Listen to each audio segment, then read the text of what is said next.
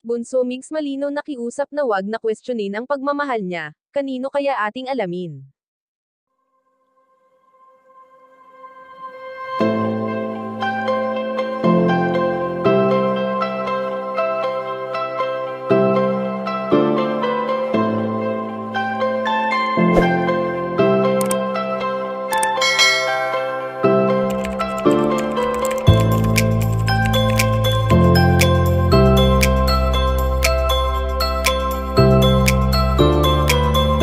Naging maganda pa rin kay Bunso Mix Malino ang pagpasok ng taon, dahil sa sunod-sunod na pagbabonding nila ng kanyang buong pamilya.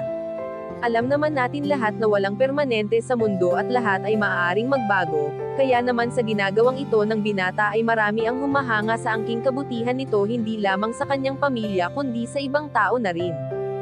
Hindi naman lingid sa ating kaalaman na madalas ngang nag-upload si Bunso Mix Malino sa kanyang social media accounts ng kanyang mga ginagawang pagtulong, hindi upang ipagyabang ito, kundi upang marami sa atin ang ma-inspire dito.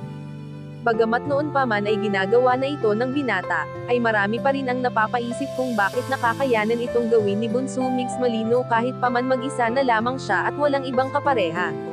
Marahil hindi pa ito ang oras upang magmahal muli ang binata, katulad ng pagmamahal niya noon sa kanyang prinsesa na si Cutie Mahal, kaya kahit anong pagod pa man ang kanyang nararanasan ay baliwala lamang ito sa kanya. Sa ngayon nga ay ayon sa aming impormasyon na nakalap na nakiusap si Bunso Mix Malino na wag na di umano kwestiyonin ng mga mapanirang netizens ang pagmamahal niya sa mga taong nasa paligid niya. Dahil kung wala ang mga ito ay marahil ay hindi kayang lampasan ng binata ang mga problemang dumating sa kanyang buhay. Kayo mga kachika, anong masasabi nyo dito? Please leave the comment and don't forget to subscribe.